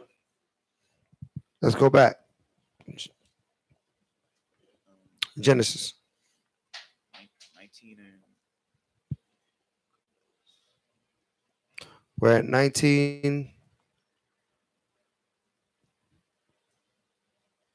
27? Yeah. Oh, okay. The book of Luke, chapter 19 and verse 27. And Abraham got up early in the morning to the place where he stood before the Most High. And he looked toward Sodom and Gomorrah, right, and toward all the land of the plain, and beheld, and lo, the smoke of the country went up as the smoke of a furnace. As the smoke of the whole place was on fire. All right, read on. And it came to pass, when the Most High destroyed the cities of the plain, that Most High remembered Abraham and sent Lot out of the midst of the overthrow when he overthrew the cities in the which Lot dwelt. Right, so it's off the strength of Abraham did the angels what? Save Lot. He said the angels, the Most High remembered Abraham and let Lot out of the city. Okay, because Abraham, what? He prayed for Lot. So we got to remember this. When you pray for each other, it matters. Everybody understand that? You pray for your brother. The Most High might hear you for your brother's behalf. Just like he heard the prayer of Abraham. And what? He held Lot for the prayer of Abraham. Okay, read on. Verse 30. And Lot went up out of Zoar and dwelt in the mountain, and his 2 daughters with him. Right? For he feared to dwell in Zoar, and he dwelt in a cave, he and his 2 daughters. Why do you think he was fearing Zoar? Because he realized these things kind of wicked here too. Before these angels come over here and do what they did in Sodom, I'm gonna get out of this city. He's skeptical about any city right now. He don't like large groups at this point, because he said, "Yo, the judgment of the Most High is out here." All right, you see the Most High start judging these areas, you ain't gonna try to go there no more. Yeah. You know what I mean? I'm not trying to be over there. He start looking at people of Zoar, and you see the wickedness that they doing. He's like, "Nah, I gotta get out of here." All right, before the judgment come this way. All right, read on. Verse 31. And the firstborn said unto the younger, Our father is old, right? And there is not a man in the earth to come in unto us, right? After the manner of all the earth. Right. So what is she saying? We have no chance to get a husband. We won't have any children because what? All of Sodom and Gomorrah is destroyed. That's the only, remember, this is the only home they know. Yeah. They're in the mountains right now. They went to Zoar. Their father said, "Let's get out of here because the Most High gonna blow this place up too." Right? So now their father took them out of Zoar, went up in the mountains into a cave. They look back over there, they see everything smoking. So they say the daughters start thinking, man, through their lack of faith, of course, because had they been faithful, they'll know the Most High will provide. Right? But through their lack of faith, their man's imagination, they started to go and start thinking, what? Oh, man, we're not going to have a husband. We're not going to have any children because everybody's destroyed. Right? Read on. Verse 32. Come, let us make our father drink wine. Right? And we will lie with him. And we will do what? Lie with him. So what are they plotting to do to their father? Incest, right? Incest. Is that against the law, statutes, commandments of the Most High? What scripture lets us know that you cannot have incest? Amor? Right, Leviticus 18, verse 6. All right. The book of Leviticus, chapter 18 and verse 6. Come on. None of you shall approach to any that is near of kin. Right, none of you to approach to any that's near of kin. Read on. To him to uncover their nakedness. Right? I am the Most High. To uncover their nakedness means to have what? Relations with them. So if somebody is kin to you, their family, your brother, your sister, your mother, your father, right? That's incest. That is against the law, statute, commandments of the Most High God, right? Khan? But it tripped me out when people say the law is done away with, man. So if the law is done away with, you can have your brother, your sister. And then what happens? 9 times out of 10, how those children come out?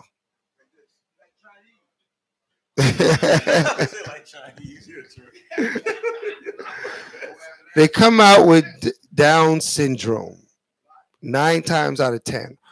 Right? Scientists have went and discovered or look deep into why the Most High already told you not to do this, right?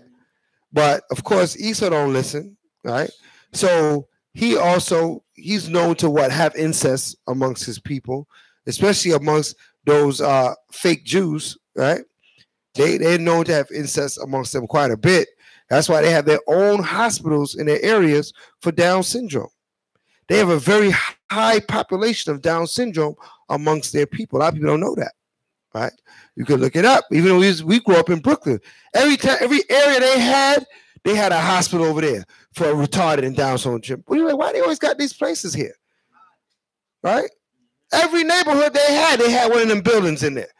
Why? Because incest is very, very common amongst them. Okay. So because of this, science lesson, they say there's too many chromosomes that match that cause a problem in the development of the fetus, and now it becomes they have physical and mental ailments. Their body is not developed properly. Okay, because there's too many matching chromosomes. All right. So science backed what the Most High already told us. Okay, He already told us. Don't have relations or marriages with next of kin, which is your brothers, your sister, your fathers, your mothers, your uncles, your aunts, right? This is unacceptable in the sight of the Most High. Everybody understand that? Okay. Let's go back. The book of Genesis, chapter 19 and verse 33. And they made their father drink wine that night. And the firstborn went in and lay with her father. Right. And he perceived not when she lay down, nor when she arose. Right. And it came to pass on the morrow that the firstborn said unto the younger, Behold, I lay yesternight with my father. Let us make him drink wine this night also, and go thou in and lie with him, that we may preserve seed of our father. Right. And they made their father drink wine that night also, and the younger arose and lay with him. And he perceived not when she lay down, nor when she arose. Right. Thus were both the daughters of Lot with child by their father. Right. So they had children by their father. Right. Read on. And the firstborn bare a son, and called his name Moab. Call his name what? Moab. Right. The same is the father of the Moabites unto this day. So there's a people on the earth that are a nation upon the earth that are an offspring of incest. Okay. There's a nation on the earth that their progenitor is a product of incest. That nation is called Moab. Okay. Read on. Verse 38. And the younger, she also bare a son, and called his name Ben-Ami. And the same is the father of the children of Ammon. The children of what? The children of Ammon unto this day. So there's two nations upon the earth. And that's very key that we understand that they are nations. These are the progenitors of two nations that both were born through incest, right? Now, what two nations are these two nations today called? That's right. The Japanese and the Chinese. Okay. Where they call the Mongolian, Mongoloid people. All right. Being Mongoloid is also known as a defect, a birth defect. All right. To have certain problems, with your body. It's called to be Mongoloid. You're born Mongoloid. Okay. That's another thing that could come out of what? Incest. So he already knows that this is the case. Okay. You can look up being Mongoloid or Mongoloidism. The area used to be called Outer Mongolia,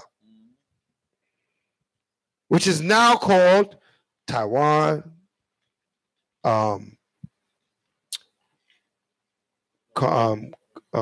Korea, China. No, that's a different area. Geographically, if you put it up a map, we could see it, right? Japan is right off the edge of that, right? There's an island off the edge of this area. That whole Mongolian people all dwell in that area. The two different families. They come from two different lines. That's why the Japanese and Chinese, there's differences amongst them, right? They talk to them, they say, oh, we don't look none, they don't think they look nothing the same. Not to us, they look similar, right? But you talk to them, they don't feel like they look any of the same. Don't call the Japanese Chinese, don't call Chinese Japanese. All right? Yeah. Yeah. I'm Japanese, right? Right? She. Whatever. Right? Whatever. Right? You are more of an Ammon, man. That's all y'all are. You know what I mean? Taiwan, what do you call that? Korea, North Korea, South Korea, y'all Moab and Ammon. Okay. Come on. Oops. I can't see it. All right. See that? Mongolia? That was all Mongolia at one time. Now Mongolia only got that little small section now. But China, Japan, Taiwan, right? North Korea, South Korea, all that whole area is these people. Moab and Ammon. That's where they dwell. Okay? That's where they dwell. Since you come out, you start dealing with different people. You go to the west, and that's what India. You got Elam. You go north, you got Gog and Magog. You start dealing with Japhet, right? So this is where these people ended up, and they're there to this day. To this very day, they're still in their same land. Okay, so we understand that not everybody was displaced. Some nations are still in the land that they were in from the time the nation was created and set there, right? Ishmael is still in their land for the most part. Now you're learning Moab and Ammon is still in their land. Okay, a lot of Japhet been displaced, because you got the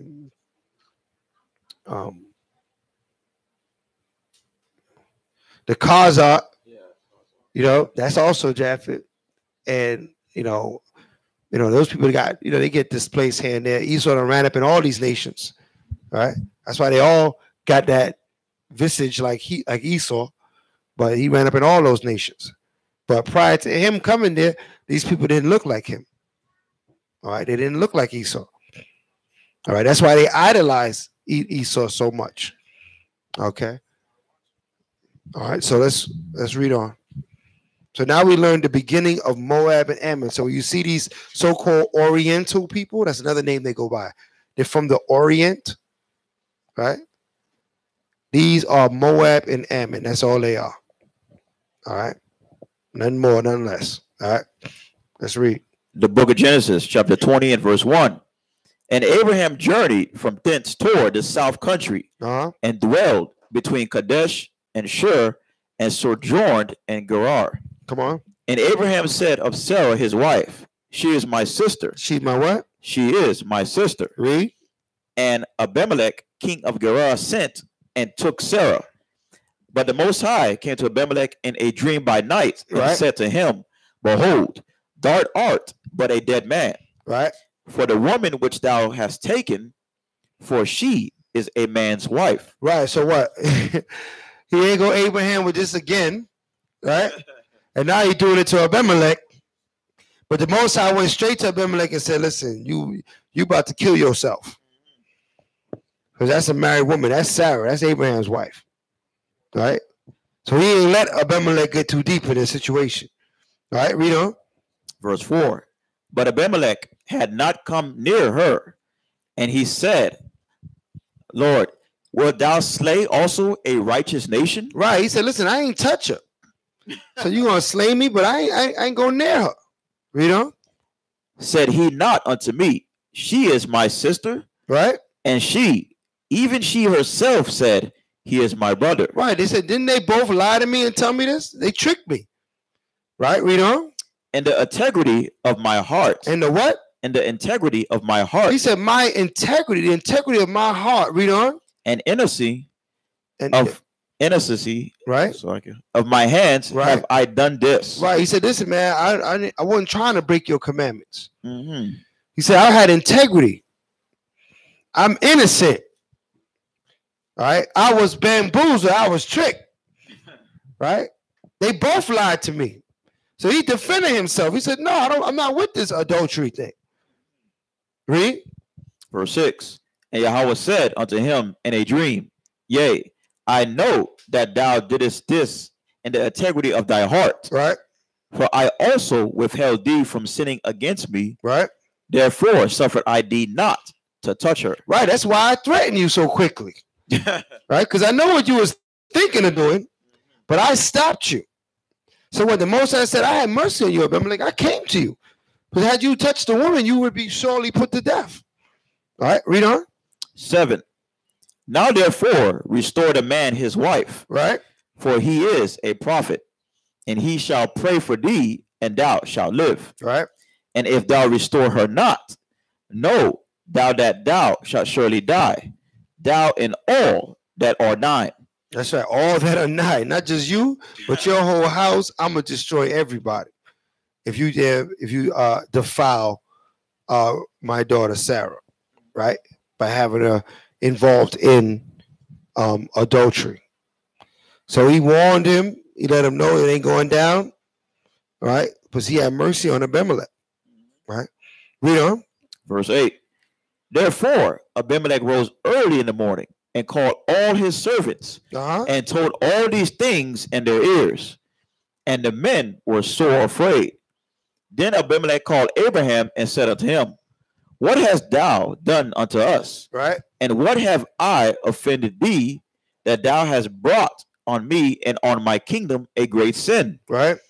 Thou hast done deeds unto me that ought not to be done. Right. So Abimelech was chastising Abraham. He said, man, what you did should never be done.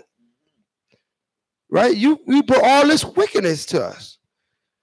Right? So what? Abimelech and his kingdom, they did what? They kept the ways of the Most High. So Abraham now, he looking at Abraham like, why would you even come here with this? Read on. Verse 10. And Abimelech said unto Abraham, what sawest thou that thou hast done this thing? Why'd you do this? Read on. And Abraham said, because I thought surely. Because I what? Because I thought surely. Because I thought. Yeah. Because I thought. Mm-hmm. Okay. So Abraham showed what? He showed that what? Because of his own mind, he thought to do this. He said, because I thought. He said he wasn't instructed to do this by the Most High God. Right? He just thought with his own mind, saying, I got to do this. So a lot of time when your answer is what I thought, you got to question that move right there. Right? Am I really moving in the right spirit? Right? Read on. Surely the fear of the Most High is not in this place. Right. And they will slay me for my wife's sake. Right. Because he know his wife was very beautiful to look upon. He did not know that they was fearing the Most High in that place. So he said, listen, just tell him you're my sister again. It worked for him and Pharaoh. Yeah. So he said, hey, it worked over there in Egypt. So that why not try it again? All right. But it's a different situation. He didn't wait to see what the situation was. He moved hasty in the spirit. Abraham was moving hasty in the spirit. All right. Read on.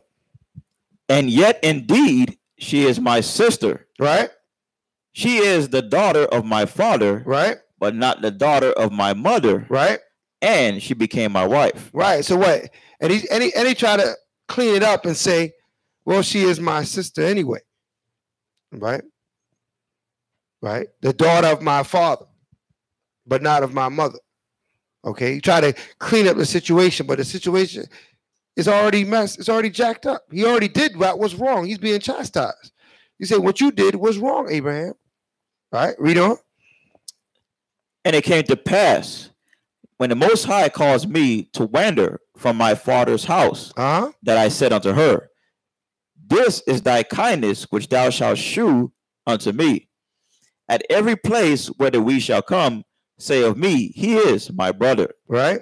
And Abimelech took sheep and oxen, and men servants, and women servants, and gave them unto Abraham, and restored him Sarah his wife. And Abimelech said, Behold, my land is before thee. Dwell where it pleaseth thee. And unto Sarah he said, Behold, I have given thy brother 1,000 pieces of silver. Behold, he is to thee a covering of the eyes unto all that are with thee, and with all other. Thus she was reproved. So Abraham prayed unto the Most High, and Yahweh healed Abimelech and his wife and his maidservants, and they bare children. Right. So what? Abimelech's house was blessed now. Okay, because Abimelech had a wife already, right? But she wasn't conceiving. But through this situation, Most High healed his wife, everything. Blessed the place. Why? Righteousness, he stood up for righteousness. He stood up for righteousness, right? He didn't fall for any of this. He stood up for righteousness and did what was right, right? Abraham brought this drama to him, but he didn't fall for it. Okay, read on. For the Most High have fast closed up all the wombs of the house of Abimelech, right, because of Sarah, Abraham's wife. Right, come on. Genesis 21:1. And the Most High visited Sarah as he had said, and the Most High did unto Sarah as he had spoken. For Sarah conceived and bare Abraham a son in his old age, at the set time of which the Most High had spoken to him. Right. And Abraham called the name of his son that was born unto him, whom Sarah bare to him, Isaac. And Abraham circumcised his son Isaac, being 8 days old. Being what? 8 days old. So that's according to the law. Our sons are to be circumcised on what day?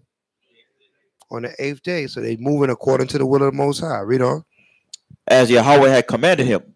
And Abraham was 100 years old when his son Isaac was born unto him. So Abraham was 100. 100. Okay. So that means, listen, man, bring forth children in old age, man. All right. He's 100 years old and still bringing them forth. All right. Read on. Verse 6. And Sarah said, the Most High have made me to laugh, so that all that hear will laugh with me. Right. And she said, who would have said unto Abraham that Sarah should have given children suck? For I have borne him a son in his old age. Right. And the child grew and was weaned. And Abraham made a great feast the same day that Isaac was weaned. Right. And Sarah saw the son of Hagar, the Egyptian, which she had born unto Abraham. So what do you mean the same day that Isaac was weaned? What does that mean? She made a great feast. What does that mean? He stopped being breastfed. He was of age to no longer be breastfed. So he's old enough, okay, that he's going to eat food now, all right? So she made a great feast because was a significant age for the child, all right? So he's weaned. He doesn't need the breast anymore. He's a big boy now. He's eating food now, all right? So there's significant ages as we get older, okay? That's one of the first steps, being weaned from the breast, okay? So that was one of his first celebrations. All right, read. Verse 10. Wherefore she said unto Abraham, cast out this bondwoman and her son. Right. For the son of this bondwoman shall not be heir with my son, even with Isaac. Right. And the thing was very grievous in Abraham's sight because of his son. And the Most High said unto Abraham, let it not be grievous in thy sight because of the lad, and because of thy bondwoman, and all that Sarah hath said unto thee, hearken unto her voice. For in Isaac shall thy seed be called. Right. So he said, listen, hearken unto what Sarah said, cast the woman and the son out. Meaning send them on their way. All right. Because the Most High, he's with that. Right? He's with that because he wanted to separate the sons. He didn't want Ishmael to grow up with Isaac. Because Ishmael, even though Ishmael and Isaac are brothers, they are the progenitors of what? Two different nations. And that's very key that we understand that. They might be brothers through the womb, but they're not brothers. They're different nations. Okay. So that's why one had to go and grow and become a nation, and this one needs to stay here, and then Isaac have Jacob and then become a nation. Okay. So he needed to separate them. All right. Read. And also of the son of the bondwoman will I make a nation, because he is thy seed. Mm-hmm. And Abraham rose up early in the morning and took bread and a bottle of water and gave it unto Hagar, putting it on her shoulder and the child, and sent her away. And she departed and wandered in the wilderness of Beersheba. Right. So, and send her out with the child. How old is the child? How old is the child? Who remembers how old the child is? He's about 13, 14 years old at this point. Probably 14 now, right? Because he was already 13. So he's about 14 years old at this point.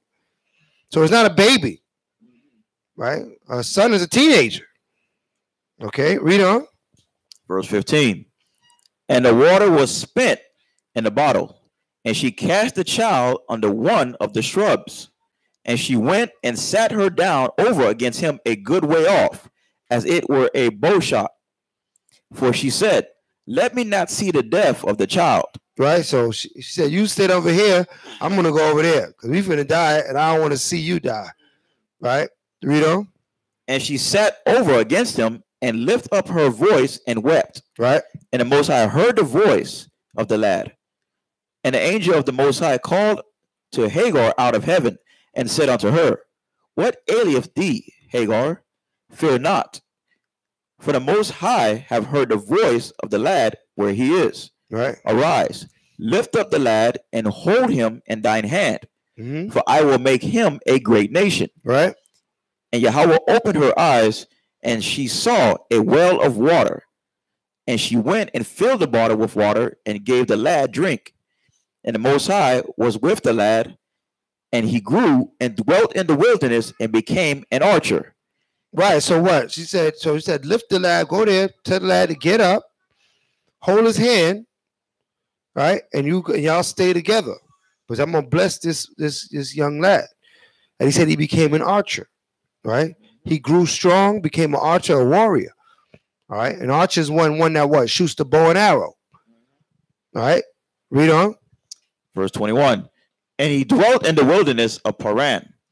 And his mother took him a wife out of the land of Egypt. Right. And it came to pass at that time that Abimelech and Phicol, the chief captain of his host, spake unto Abraham, saying, the Most High is with thee in all that thou doest. Right. Now therefore swear unto me hereby Yahweh that thou wilt not deal falsely with me, nor with my son, nor with my son's son. But according to the kindness that I have done unto thee, thou shalt do unto me, and to the land wherein thou hast sojourned. Read. And Abraham said, I will swear. Right. So what? There was a covenant made between Abraham and who? And who? No. Who's the covenant being made through? You said Abimelech? Who said Abimelech? I heard somebody say it, but real low, right? You said Abimelech is correct, right? So the covenant was made between Abraham and Abimelech that what? We're going to deal with each other good. We're not going to have any more problems. All right, read on. Verse 25. And Abraham reproved Abimelech because of a well of water which Abimelech's servants had violently taken away. Right. So what? There was a well that belonged to Abraham, but Abimelech's servants captured that well. Right. This is when Abraham was away. So he let him know, listen, that was my well. All right. Read on. And Abimelech said, I wot not who have done this thing. Neither didst thou tell me, neither yet heard I of it, but today. And Abraham took sheep and oxen and gave them unto Abimelech. And both of them made a covenant And Abraham set 7 ewe lambs of the flock by themselves. And Abimelech said unto Abraham, what mean these 7 ewe lambs which thou hast set by themselves? And he said, for these 7 ewe lambs shalt thou take of my hand, that they may be a witness unto me that I have digged this well. Wherefore he called that place Beersheba, because there they swear both of them. Right. Thus they made a covenant at Beersheba. Then Abimelech rose up, and Phicol, the chief captain of his hosts, and they returned unto the land of the Philistines. And Abraham planted a grove in Beersheba, and called there on the name of the Most High, the everlasting power.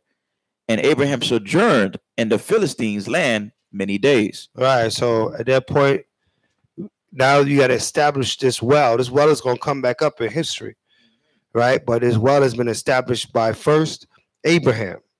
Okay, Abraham's well, and that same well is gonna really keep coming up as we go through the history and start learning more of your history, right? So it's a very significant area, Beersheba, right? Beersheba is a very significant area in our history, all right? But it was first established by Abraham. So with that being said, we're going to take the break at this time. It is now 3:05, so we're going to take the break, and then we're going to do chapter 22. Hallelujah.